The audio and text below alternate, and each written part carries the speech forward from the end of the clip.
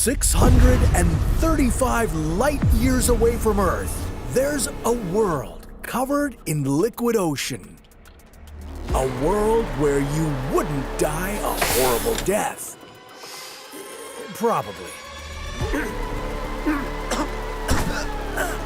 Welcome to Kepler 22b. Hey y'all, I've got an exciting mission to land on and explore a planet that could be Earth 2.0. What if guy got tired of sending me to die in the solar system, so this time I'm traveling to an exoplanet where I might actually have a chance to survive. Exoplanets are like planets in our solar system, except they orbit different stars. They're cool, but there's just one problem. Exoplanets are really far away. So your solar system is this tiny little neighborhood with planets and moons orbiting around a sun in its center. And potentially, light years away, there are billions of other tiny little neighborhoods left to be explored. Now, you might have heard of the exoplanet that I'm going to. It's called Kepler 22b, and it's not that far. Okay, only 635 light years. I'll be there in no time.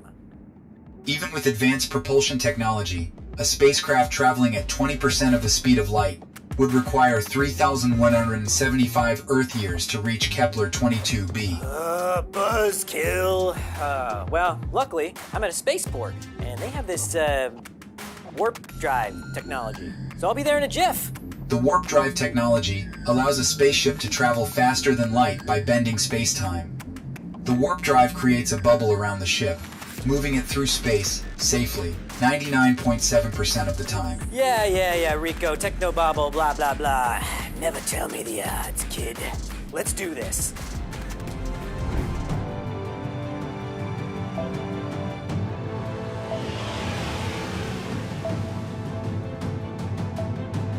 You know, I don't need Rico to tell me about warp drive technology because I already know everything there is to know about it.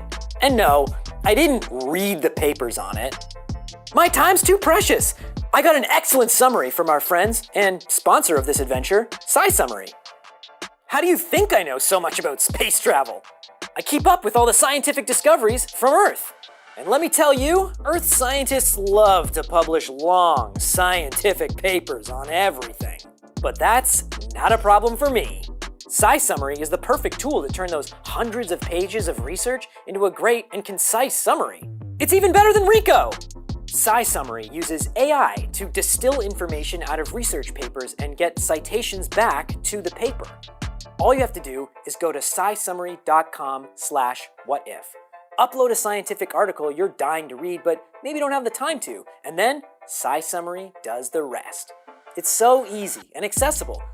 Sign up now and get your first 7 days on the platform for free. And use promo code WHATIF to get 25% off your first month or annual plan. Go to scisummary.com/whatif and become the smartest person on this spaceship. Including me?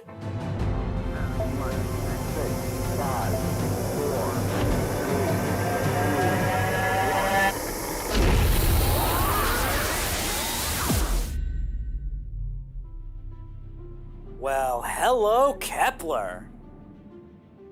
The Kepler 22 star system is a lot simpler than our solar system. It's only got one exoplanet in it.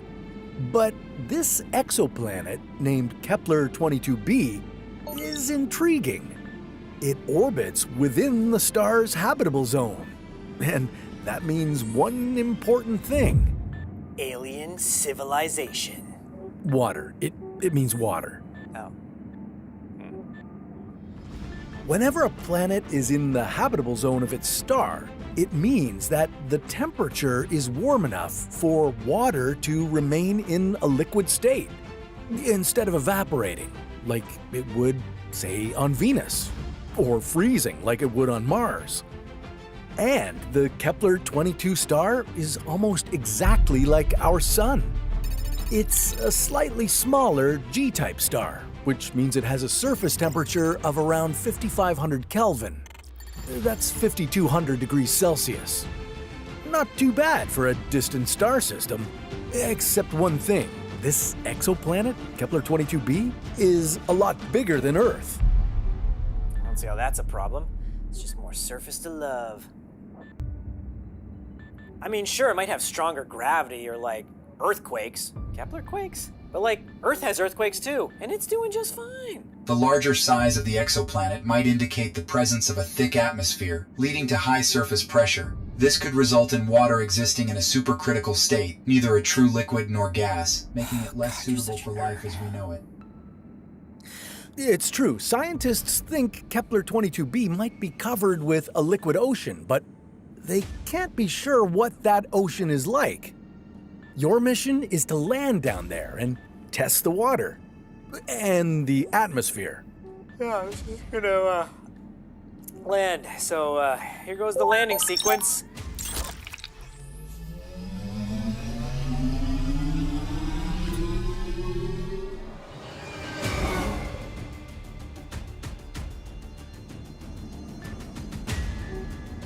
Whew.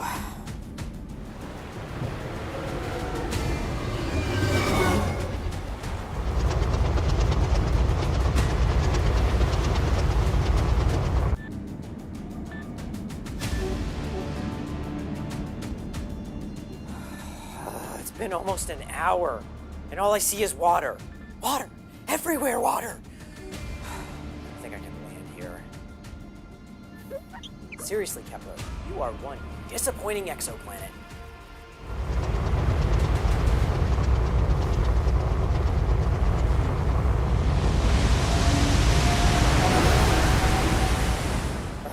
Give up, Rico. Wake me up if you see any land. My sensors read land right below us. You are cleared for landing. Seriously? I can't even take a nap. Okay, let's land.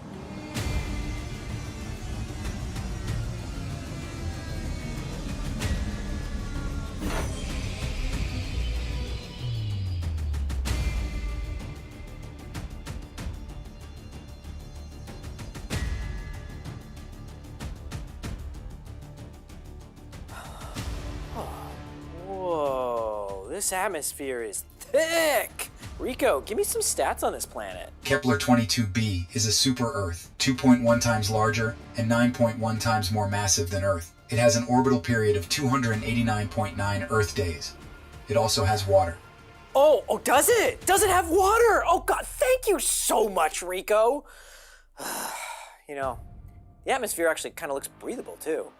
You know, this started out super annoying, but this is actually kind of cool. Analyzing Kepler 22b atmosphere. You do that. I'm gonna go see what's out there.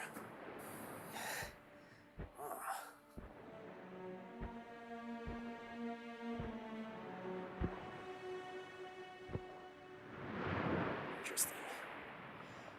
That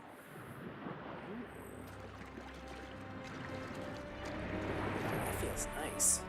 I can go skinny dipping in here. That would violate YouTube's terms of service. Not if it's a music video, technically. Ooh, Rico, what's the temperature out here? I'm starting to feel like some warm bread in a toaster. Toasty. The equilibrium temperature on Kepler 22b is estimated to be 22 degrees Celsius. However, my sensors pick up a much higher surface temperature. If Kepler 22b has a thick atmosphere, it would cover the planet like a blanket, heating it up and turning it into an exoplanetary Venus. If the temperature becomes too high, all the water will turn into vapor and Kepler 22b will stop being a habitable world. On the other hand, if Kepler has no atmosphere, well, it might become a frozen world. It would be incredibly cold at night because with no atmosphere, there would be nothing to retain the heat from the day. That sounds just like Mercury. Not my favorite planet. My favorite planet is Uranus.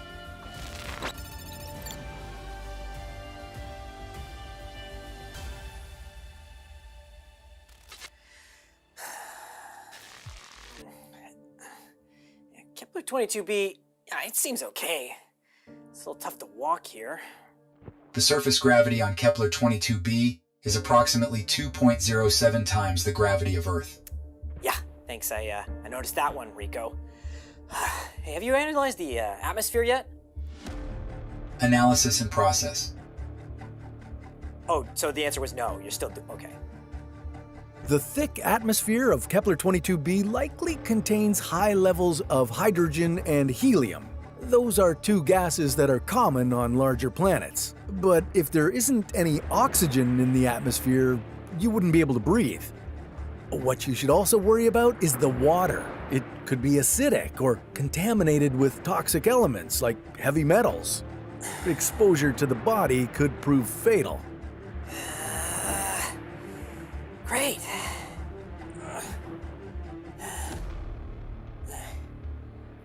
So, there's water on Kepler 22b, not that I can drink it, and the atmosphere's in place, and the temperature's all right. What am I missing? Where's all the life? If life exists on Kepler, it might be microbial. You wouldn't be able to see it without special equipment.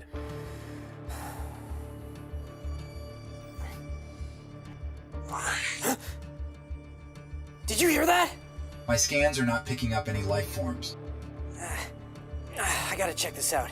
I just need a break first. All this walking around makes me sore.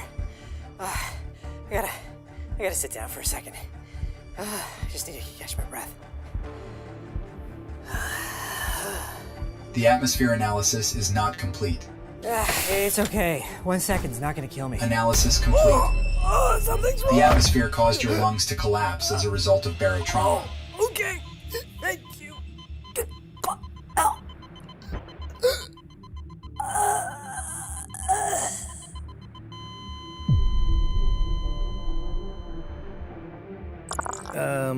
It looks like the sudden increase in pressure forced the air in Chase's lungs to compress and rupture. One internal organ failure after another, and just like that, he's gone. But don't worry, he'll show up for his next adventure. Well, that's a story for another What If.